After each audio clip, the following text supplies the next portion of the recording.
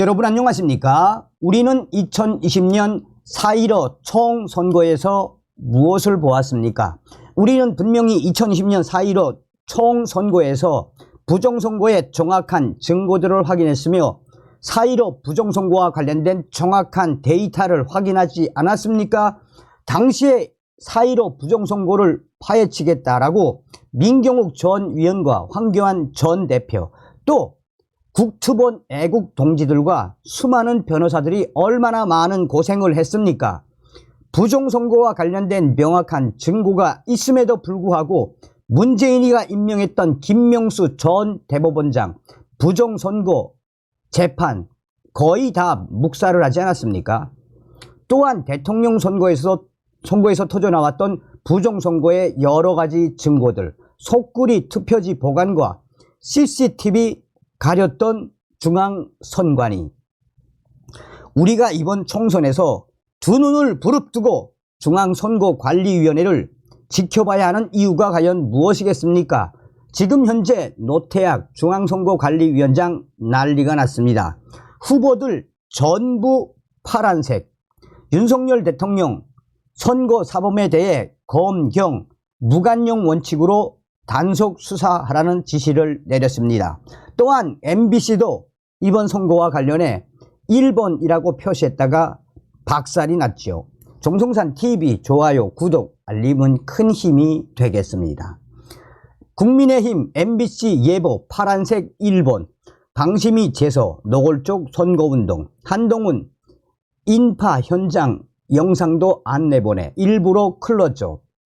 국민의힘이 MBC 뉴스가 더불어민주당을 연상시키는 파란색 숫자 1번 그래픽을 사용한 것이 노골적인 선거운동이라며 MBC를 방송통신심의위원회에 제소했습니다. 박종화 국민의힘 수석 대변인은 선거운동은 아직 시작되지 않았지만 공영방송에서 나온 미세먼지 보도가 선거 캠페인 논란의 도마 위에 올랐습니다. 라며 대뜸 기상캐스터만한 크기의 파란색 숫자 1번이 등장하더니 연신 파란색 숫자 1번을 외쳤다라고 지적을 했습니다. 그는 선거를 코앞에 두고 나타난 파란색 숫자 1번은 누가 보더라도 무언가를 연상하기에 충분해 보입니다. 라며 오죽하면 온라인상에서 빠르게 퍼지며 사전 선거운동이 아니냐라는 위협까지 불고졌다라고 질타를 했습니다. 파란색 숫자 1번은 MBC 전용 뉴스에서 기상캐스터가 당일 미세먼지 농도가 2일이었다고 전하는 과정에서 등장했습니다. 국민의힘은 해당 보도가 선거방송 심의규정 제5조, 공정성 제2항, 제12조, 사실보도 제1항을 위반했다라고 주장했습니다. 박수석 대변인은 아울러 공영방송으로서의 논란은 더 있습니다.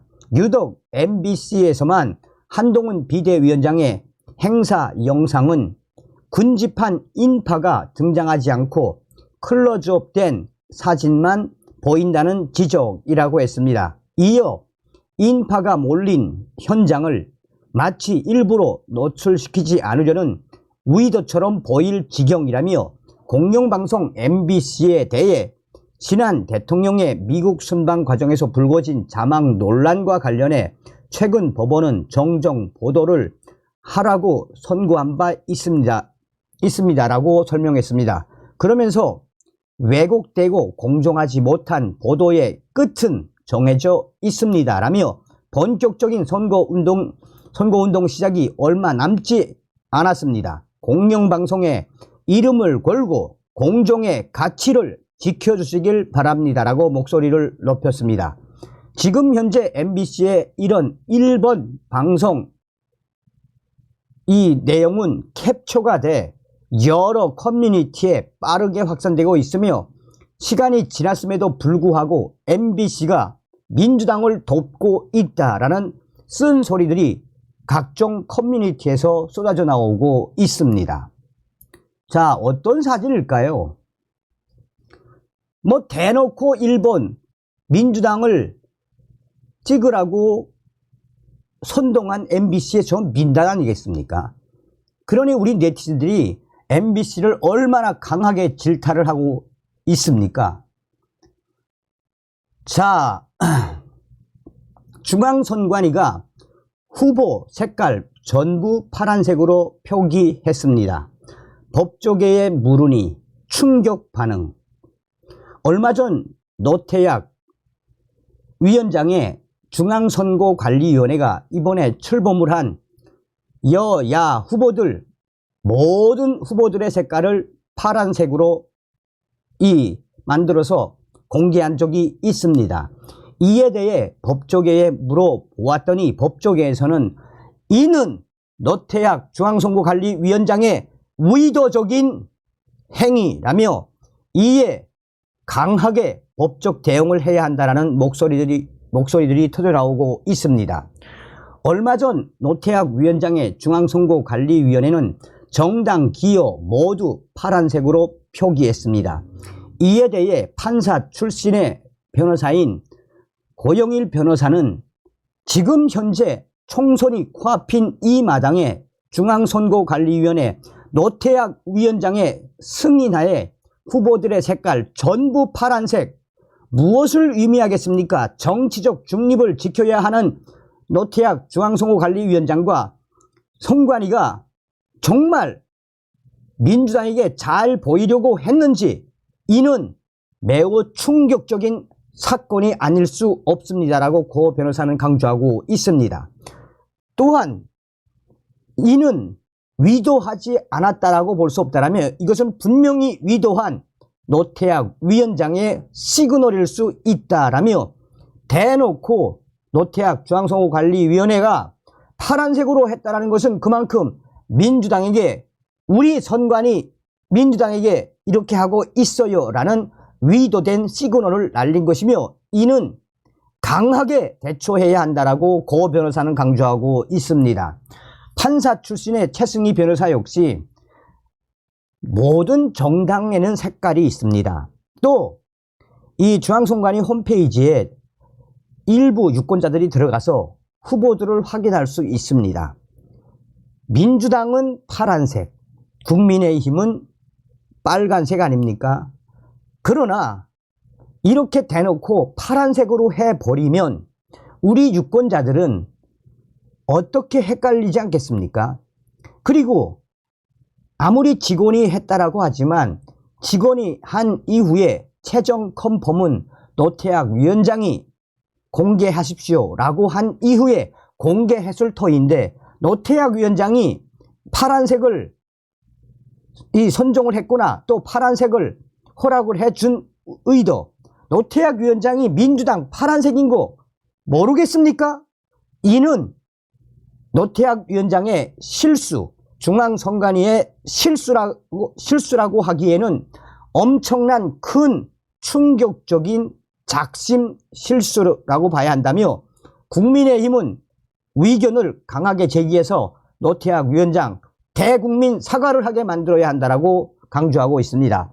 이 밖에도 법조계에서는 그전부터 노태약 중앙선거관리위원장 한동훈 위원장의 사전투표지 현장 날인을 주장했는데 계속해서 현장 날인이 안 된다라고 이 노태약 위원장이 주장을 했다가 여론의 문매를 맞았는데 이번에는 출마한 후보들 파란색으로 한 이후에 노태약 위원장이 스스로 매를 번 것이나 다름이 없다라고 법조계에서는 노태약 위원장에 대한 쓴소리를 쏟아내고 있습니다.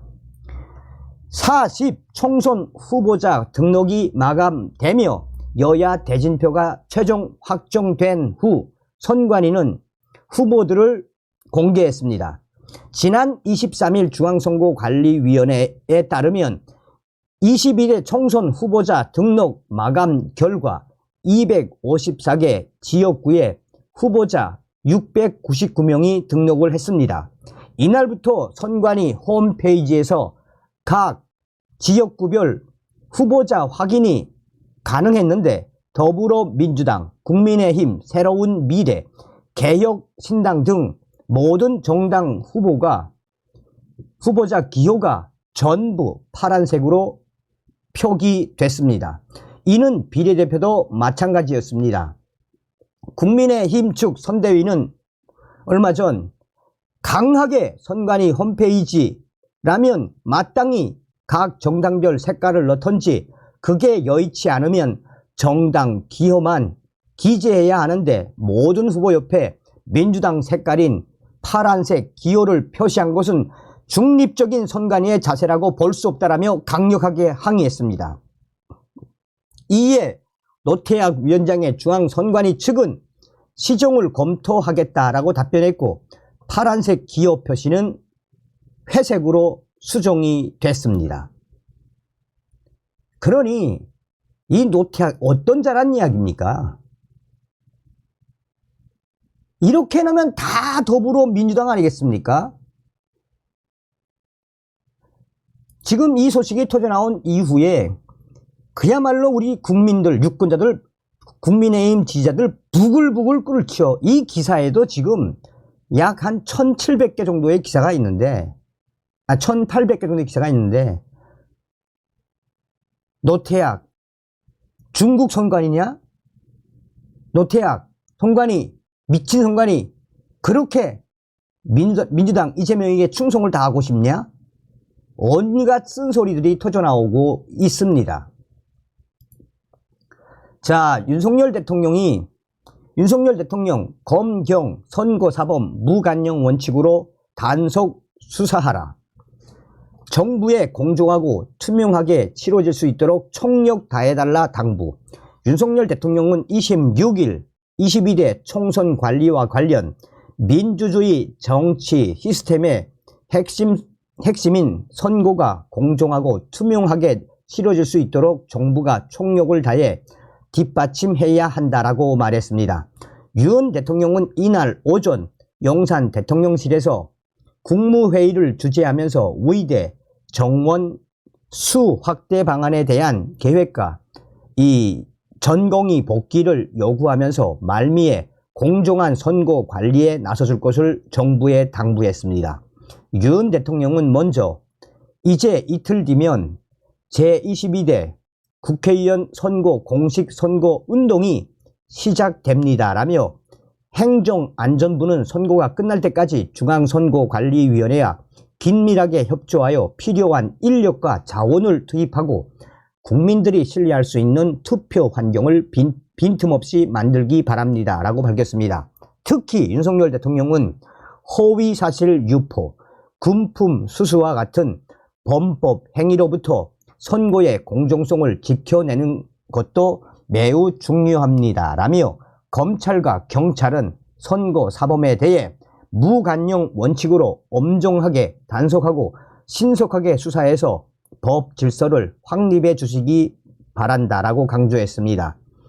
이어 인공지능과 디지털 기술을 활용한 가짜뉴스와 허위 정보가 유권자들의 눈과 귀를 가리지 못하도록 철저히 대응해야 할 것이라며 딥페이크와 같은 새로운 양상에도 능동적으로 대처해 주시기 바랍니다 라고 구체적 내용까지 설명했습니다. 윤석열 대통령은 국무위원들께서는 선거 기간 동안 공직기강 확립에 더욱 만전에 기해 주시기를 바랍니다 라고 덧붙였습니다. 자, 선거가 얼마 남지 않은 우리 국민의힘 후보님들도 최선을 다해 주시기 바라겠습니다. 다음 시간에 뵙겠습니다. 멸공.